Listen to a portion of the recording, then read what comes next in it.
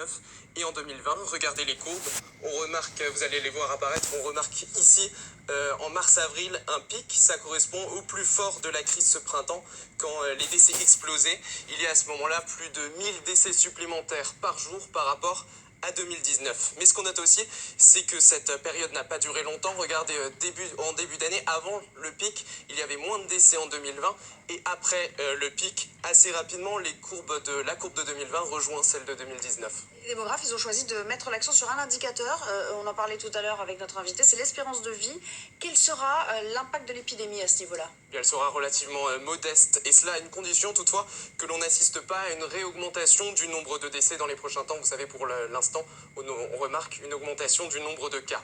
Dans le détail, voici leurs estimations. Pour les hommes, on aurait une baisse de l'espérance de vie de plus de 2 mois. Vous allez le voir apparaître sur l'écran, soit une moyenne de 79,5 ans en 2020 contre 79,7 ans en 2019. C'est seulement moins 0,1 d'espérance de vie pour les femmes.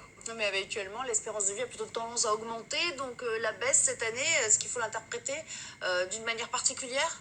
Pour les scientifiques, ça n'a rien d'inhabituel. Par exemple, une baisse tout à fait similaire avait été observée en 2015. Autre élément à prendre en compte, la majorité des décès cette année a concerné des gens plutôt âgés.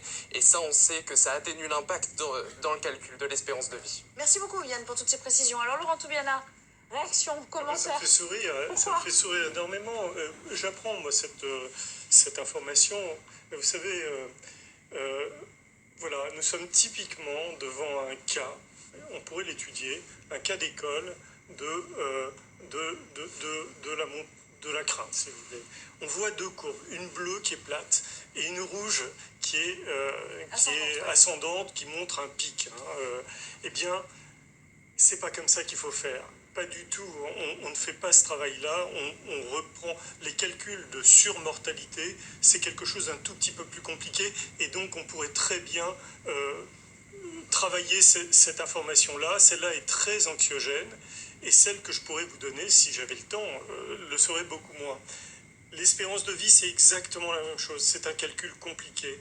Et arriver comme ça à brûle-pourpoint avec des notions aussi complexes me semble difficile. Ce qu'il faut dire simplement, c'est qu'un événement, à un moment donné, synchronise, alors généralement c'est la grippe, cette année il n'y a pas eu de grippe, il y a eu un autre événement sanitaire qui est le Covid, qui a synchronisé la mortalité, je l'ai dit tout à l'heure, et donc ça a fait une sorte de pic de mortalité. Mais lorsqu'on va recalculer ensuite ce qu'on appelle la surmortalité, on verra que les choses vont s'égaliser. Donc c'est plus compliqué que ça en a l'air, mais globalement, la surmortalité a touché pour le Covid autour de 20 000 personnes. Ouais. 20 000 personnes, c'est pas si énorme que ça. Et pourtant, Toubiana, vous êtes d'accord avec Jean-Louis Burgat ? Ah oui, je suis d'accord, même avec mes 2 voisins, sur toute la ligne. En revanche, là où je suis pas d'accord, c'est mettre en place des masques en milieu ouvert. Là, je suis d'accord pour appliquer à tout le monde une règle, mais cette règle ne tient pas la route. Si vous voulez.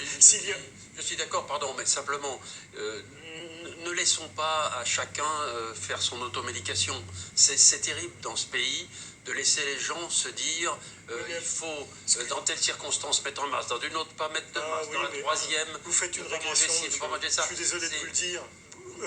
Pendant 20 ans, on a essayé de mettre en place une médecine individualisée et aujourd'hui, on applique un cataplasme à toute une population. C'est ça la réalité. Donc, vous êtes en régression. C'est ça le truc. Mais... Il y a une dernière question, mais on n'a que quelques secondes.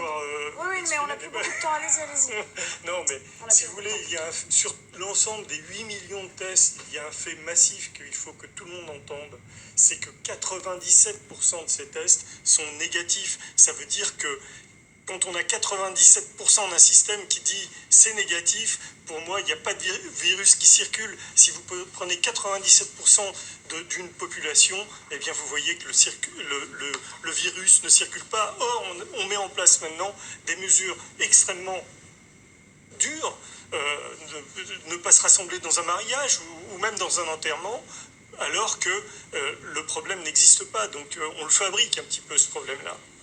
Allez, on va déborder, tant pis, je vais me faire tuer, mais c'est pas grave.